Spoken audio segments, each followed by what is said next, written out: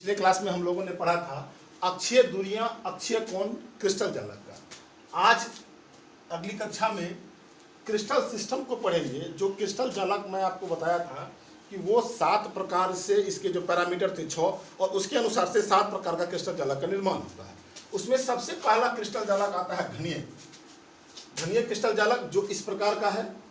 इसकी सभी अक्षीय दूरियां आपस में समान होती है और सभी कोण आपस में 90 डिग्री का होता है। जैसे इसका एग्जांपल होता है NaCl सोडियम क्लोराइड, पहले भी हम आपको बता चुके हैं।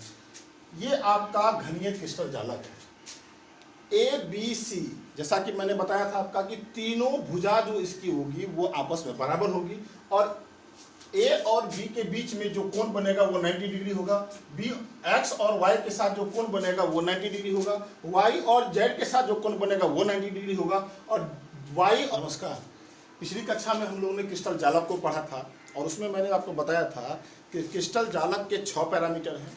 उन 6 पैरामीटर की मदद से कुल मिला के 7 प्रकार का क्रिस्टल सिस्टम बनता है, जिसमें पहले नंबर पर घनीय, दूसरा समलंबास, तीसरा विषमलंबास, तीसरा षटकोणीय, पांचवा हो गया हमारा त्रिसमतास, छठा हो गया एकंतास और सातवां हो गया त्रिंताक्ष। इसमें सबसे पहले टॉपिक हम लोगों का आता है घनीय क्रिस्टल। घनीय क्रिस्टल की सभी अक्षीय दूरियां आपस में बराबर होती है। मसलन A बराबर B बराबर C, सभी दूरियां आपस में बराबर होती है। दूसरा पॉइंट आता है अक्षीय कोण। हमने बताया था कि पैरामीटर में 3 दूरियां होती है और 3 अक्षीय कोण होते हैं। अक्षीय कोण में यह तीनों A, B और C जो हमने बताया था X, Y, Z तीनों एक्सिस जो होता है, तीनों एक्सिस के बीच में जो विभिन्न कोण का निर्माण होता है वह सभी कोणों का मान 90 डिग्री होगा। किसमें? घनीय क्रिस्टल में। जैसे कि यहाँ पर अल्फा कोण है हमारा, ये 90 डिग्री होगा। बीटा कोण यहाँ जो बना है ये 90 डिग्री होगा और ये जो मेरा गामा कोण है ये 90 डिग्री होगा। घनीय क्रिस्टल में सभी कोण बराबर होते हैं जिसका मान 90 डिग्री होता है और अक्षीय दूरियां आपस में समान होती है और इसका बेस्ट एग्जांपल हमारा NaCl सोडियम क्लोराइड है। फिर दूसरे प्रकार का जो हमारा क्रिस्टल है द्विसमलंबास। द्विसमलंबास इसी प्रकार का क्रिस्टल होता है, लेकिन इसमें 2 भुजा आपस में बराबर होती है, एक भुजा आपस में बराबर नहीं होती है। नाम से ही पकड़ में आ रहा है। द्वि मतलब हो गया हमारा 2, सम मतलब हो गया हमारा बराबर और लंबास मतलब हो गया लंबाई का। जिसकी जैसा क्रिस्टल जिसमें कोई 2 भुजा आपस में बराबर हो, ऐसे क्रिस्टल को हम लोग द्विसमलंबास क्रिस्टल कहेंगे। जिसमें देखेंगे हम लोग A बराबर B है और जो बराबर नहीं है C का। इसका एग्जांपल हमारे सामने में है द्विसमलंबास। इसमें A और B 2 भुजा आपस में बराबर है पर तीसरी भुजा आपस में बराबर नहीं है। मसलन ये जो हमारी A भुजा है और ये जो हमारी B भुजा है, यह दोनों भुजा आपस में बराबर है पर ये तीसरी भुजा जो हमारी C है यह आपस में बराबर नहीं होगा। और प्रत्येक कोण सेम घनीय क्रिस्टल के हिसाब से प्रत्येक कोण इसका भी 90 डिग्री होगा। अल्फा, बीटा और गामा तीनों का कोण 90 डिग्री होगा और इसका बेस्ट एग्जांपल हमारा BaSO4 है। अब चलेंगे अगले क्रिस्टल पर। देखिए अब हम लोग पढ़ने वाले हैं तीसरा टॉपिक विषमलंबास। नाम से ये आभास होता है कि आसानी से इसको पकड़ लीजिएगा कि ये क्या कर रहा है। विषम, सम मतलब बराबर, विषम मतलब बराबर नहीं। यहाँ देखिए स्पष्ट रूप में है ABC तीनों में से कोई भी आपस में बराबर नहीं है। तीनों भुजाएं, तीनों अक्षीय दूरियां आपस में बराबर नहीं है, परंतु इसके भी सभी को 90 डिग्री के बराबर होंगे और इसका बेस्ट एग्जांपल हमारे पास में BaSO4 दिया हुआ है। ये हमारा हो गया विषमलंबास। उसके बाद है षटकोणीय। षटकोणीय मतलब जिसमें 6 कोण होंगे लेकिन इसका अक्षीय कोण भी 3 ही होगा। जैसे विषमलंबास में ये हमारा एग्जांपल है, तीनों A, B, C, alpha, beta और गामा तीनों 90 डिग्री है और इसमें तीनों भुजा आपस में बराबर नहीं है। इसकी लंबाई, इसकी लंबाई और इसकी लंबाई, तीनों की लंबाइयां अलग अलग है, परंतु अल्फा कोण, बीटा कोण और गामा कोण तीनों के कोण 90 डिग्री निश्चित रूप में होंगे। उसी प्रकार से षटकोणीय में 6 कोण तो होंगे लेकिन इसके अक्षीय कोण भी 3 ही बनेंगे। इस 3 कोणों में मैं आपको बता दूं कि 2 भुजा तो आपस में बराबर होगी, A और B। A भुजा यह, दूसरी भुजा ये B यह। A और B आपस में तो बराबर होगा पर C आपस में बराबर नहीं होगा। ये जो आकृति आप देख रहे हैं ये आकृति इसकी एकक कोष्ठिका है। तो कह रहे हैं हम कि A और B, यह भुजा और यह भुजा आपस में बराबर है, परंतु ये जो सी भुजा है यह आपस में बराबर नहीं, दिस बराबर दिस, लेकिन यह इसके बराबर नहीं है। और इसमें दो कोण, एक अल्फा और एक बीटा, यह दोनों कोण तो 90 डिग्री का होगा, लेकिन गामा कोण जो है वह 120 डिग्री का होगा। अल्फा कोण भी हमारा 90 डिग्री का होगा, बीटा कोण भी हमारा 90 डिग्री का होगा, पर गामा कोण हमारा कितना होगा 120 डिग्री। और इसका बेस्ट एग्जांपल हमारे पास में ZNO है। इस प्रकार यह विषम लंबास हो गया और यह षटकोणीय हो गया। अब पांचवें में आते हैं हम लोग त्रिसमदास। पांचवा पॉइंट जो है हमारा वो है त्रिसमदास। नाम से ही स्पष्ट है, त्रि मतलब हमारा हो गया तीन, सम मतलब बराबर, जिसकी तीनों भुजाएं बराबर हो परंतु जिसके कोई भी कोण 90 डिग्री नहीं है। मसलन इसकी तीनों अक्षीय दूरियां जो है त्रिसमदास की वह आपस में बराबर होंगी, परंतु इसके तीनों अक्षीय कोण 90 डिग्री के बराबर नहीं होगा। और इसका एग्जांपल हमारा मेरे पास में CaCO3 है। ये हमारा त्रिसमताक्ष जो है हमारा ये एग्जांपल है।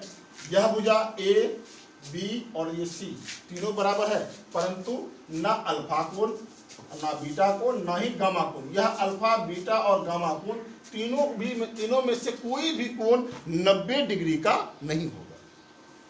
तीनों में से कोई भी कोण 90 डिग्री का नहीं होगा। इसे हम लोग कहेंगे त्रिसमतास। अब अगला पॉइंट आता है हमारा एकंताक्ष। एकंताक्ष, इसमें एक भी भुजा आपस में बराबर नहीं होगी, एक भी अक्षीय दूरियां आपस में बराबर नहीं होगी। ना ए बराबर बी, ना ए बराबर होगा बी के बराबर, ना ही बी बराबर होगा सी के बराबर। मतलब पहली भुजा, दूसरी भुजा और तीसरी भुजा, तीनों भुजाओं की माप अक्षीय दूरियां अलग अलग होंगी और इसमें से कोई दो कोण 90 डिग्री का होगा। एक अल्फा कोण हमारा 90 डिग्री का हो जाएगा और एक हमारा बीटा कोण हमारा 90 डिग्री का हो जाएगा। पर जो गामा कोण है वह होगा हमारा 120 डिग्री का। अल्फा और गामा कोण हमारा 90 डिग्री का होगा, लेकिन बीटा कोण हमारा 120 डिग्री का होगा। और इसका एग्जाम्पल है हमारे पास में Na2SO4। फिर अगला पॉइंट जो हम आएंगे वो आएंगे त्रिंताक्ष में। अब इस त्रिंताक्ष में तीनों में से कोई भी भुजा आपस में बराबर नहीं होगी और तीनों में से कोई भी कोण 90 डिग्री के बराबर नहीं होगा। और इसका एग्जांपल है हमारे पास में CuSO4। डायमेंशन देख लिए त्रिंताक्ष का, A, B और C, तीनों में से कोई भी भुजा आपस में बराबर नहीं होगी और तीनों कोण अल्फा, बीटा और गामा, यह तीनों में से कोई भी कोण आपस में बराबर नहीं होंगे। इस तरह के क्रिस्टल को हम लोग कहेंगे त्रिंताक्ष। अब इस क्रिस्टल में इन सातों क्रिस्टल को जो मैंने आपको बताया, इन सातों क्रिस्टल में से जो सममितीय होता है, जिसको हम एग्जाम्पल के तौर पर पढ़ते हैं, जिसको लेके हम लोग आगे बढ़ते हैं, सबसे बेहतरीन और सबसे सममित क्रिस्टल जो है वह है हमारा घनीय। और इस चैप्टर में, इस सॉलिड क्रिस्टल के चैप्टर में इसी पर हम लोग अध्ययन करेंगे घनीय पर। सबसे ज्यादा सम्मित होता है घनीय और सबसे अधिक असम्मित होता है त्रिंताक्ष।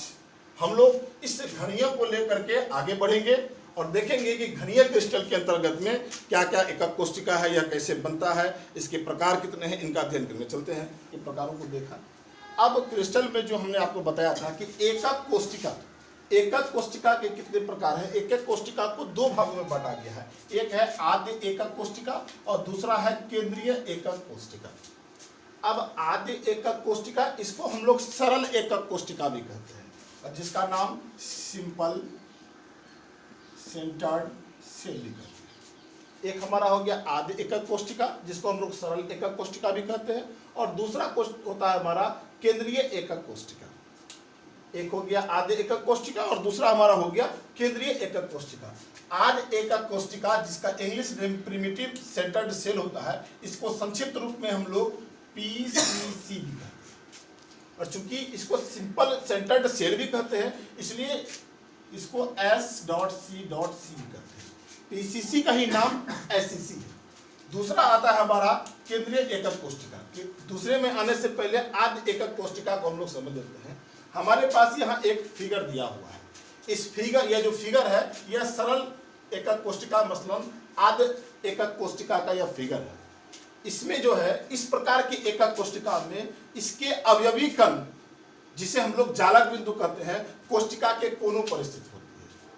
इस प्रकार का आदि या सरल जो हमारा एकक कोष्टिका है, इसमें जो इस क्रिस्टल के यौगिक के जो कण है, ये जो हमारा अवयवी कण है, यह अवयवी कण चारों सभी कोनों पर स्थित होते हैं, सारे कोनों पर स्थित होते हैं। इस प्रकार के कोष्टिका को हम लोग आदि एकक कोष्टिका कहते हैं। फिर से एक बार, ऐसी कोष्टिका, ऐसी एकक कोष्टिका जिसमें उसके अवयवी कण कोनों पर स्थित होते हैं, सिर्फ केवल और केवल कोनों पर स्थित होते हैं, ऐसे एकक कोष्टिका को हम लोग सिंपल सेंटर्ड सेल कहते हैं, मसलन आद्य एकक कोष्टिका कहते हैं। फिर आता है हमारा केंद्रीय एकक कोष्टिका। केंद्रीय एकक कोष्टिका को 3 भागों में बांटा गया है। पहला है अंतः केंद्रित एकक कोष्टिका, दूसरा है फलक केंद्रित एकक कोष्टिका और तीसरा है अंत्य केंद्रित एकक कोष्टिका। बहुत ही आसान है। अंतः केंद्रित एकक कोष्टिका जो हम लोग आदि या सरल एकक कोष्टिका को पढ़े, इसी प्रकार के चित्र में, इसी प्रकार के एकक कोष्टिका में यदि इसके केंद्र पर एक और अवयवी कण को डाल दिया जाए, इस एकक कोष्टिका जो चारों कोनों पर अवयवी कण 8 गो थे और इसके बीच में एक अवयवी कण को डाल दिया जाए, जैसा कि इस फिगर में दर्शाया गया है।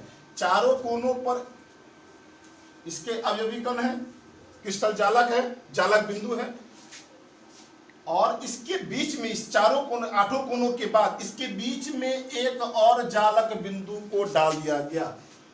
इस प्रकार के कोष्टिका को अंतः केंद्रित एकक कोष्टिका कहेंगे। फिर से, इस प्रकार की एकक कोष्टिका में अवयवी कण 8 कोनों के अलावे केंद्र पर भी स्थित होता है।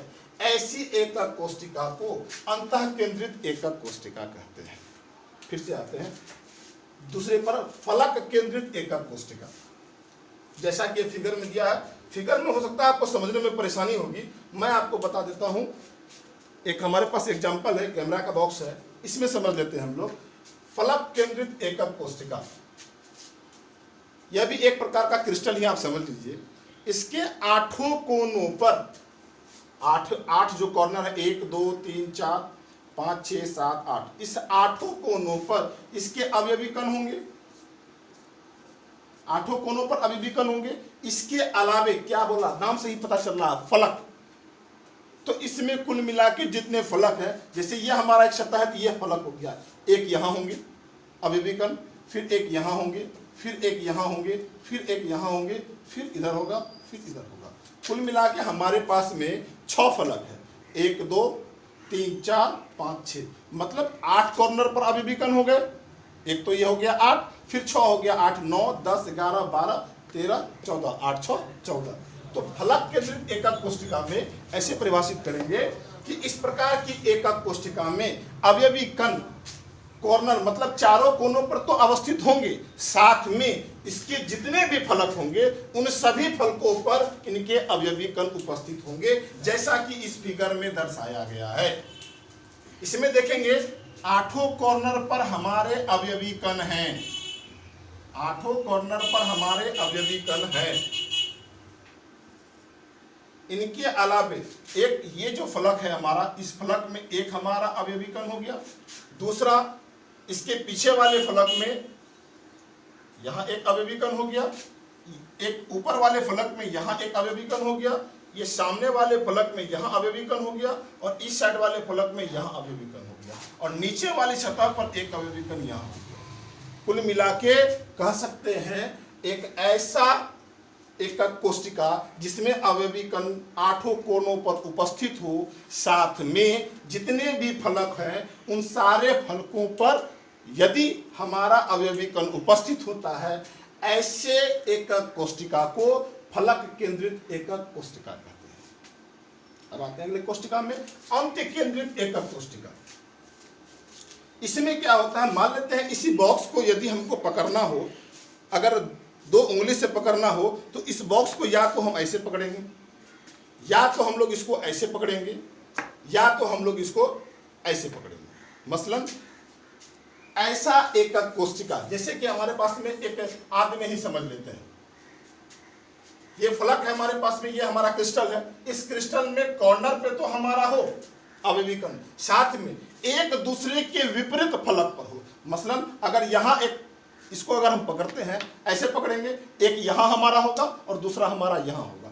इन दोनों जगहों पर अगर हम ऐसे पकड़ते हैं तो यहाँ पर भी होगा और यहाँ पर भी होगा, अगर हम इसको ऐसे पकड़ते हैं तो यहाँ पर भी होगा और यहाँ पर भी होगा। तो कह सकते हैं कि एक ऐसा क्रिस्टल जिसमें 8 कॉर्नर पे तो अवयवी कण हो, जालक बिंदु हो, साथ में एक फलक के ठीक विपरीत फलक पर अगर अवयवी कण उपस्थित होता है किसी एक जगह, तो ऐसे कोशिका को अंतःकेंद्रित एकक कोशिका कहते हैं। इसका एक एग्जांपल हम आपको बता देते हैं। मान लेते हैं ये हमारा एक क्रिस्टल है, इस क्रिस्टल में 8 कॉर्नर पर हमारे अवयवी कण हैं, जालक बिंदु जिसे हम लोग कहते हैं। इसके अलावा अगर एक सतह हमारे पास में ये पार्ट है, एक सतह हमारे पास में ये पार्ट है, इस पार्ट में यदि यहाँ पर एक हमारा अवयवी कण है तो इसके ठीक सामने में जो सरफेस है, जो फलक है, ये फलक है, इसमें होगा। ऐसे कोशिका को हम लोग कहेंगे अंतःकेंद्रित एकक कोशिका। या फिर अगर यहाँ नहीं हो, एक यहाँ ऊपर वाले सतह पर हो और दूसरा नीचे वाली सतह पर हो, तो आमने सामने की फलक पर है, ऐसे कोशिका को अंतःकेंद्रित एकक कोशिका भी कहेंगे। अगर ऐसा नहीं, किसी भी तरीके से आमने सामने वाले फलक पर अगर अवयवी कण उपस्थित होता है तो ऐसी कोशिका को हम लोग अंतःकेंद्रित एकक कोशिका कहते हैं। अंत में एक बात और, इसके शॉर्ट नेम को याद रखना बहुत ज्यादा जरूरी है क्योंकि आगे आपको काम आएगा। अंतःकेंद्रित एकक कोशिका जिसका फुल नेम है बॉडी सेंटर्ड सेल, जिसको हम लोग क्या बोलेंगे, BCC। ठीक है। फिर दूसरा हमारा है फलक केंद्रित एकक कोशिका, इसका नाम है फेस सेंटर्ड सेल और इसको हम लोग बोलेंगे FCC। लीजिए। फिर तीसरा है हमारे पास अंतःकेंद्रित एकक कोशिका, इसका नाम है इंड सेंटर्ड सेल और इसको हम लोग बोलेंगे ECC। उम्मीद करते हैं आपको समझ में आया होगा। नेक्स्ट क्लास में इसके और विवरण पर चलेंगे और किस किस कोशिका में कितने कितने अवयवी कण उपस्थित होते हैं इसको देखेंगे। अगर आपको यह वीडियो पसंद आया हो तो निश्चित रूप में लाइक और शेयर करें और इस ग्रुप के साथ में जुड़े रहें। धन्यवाद।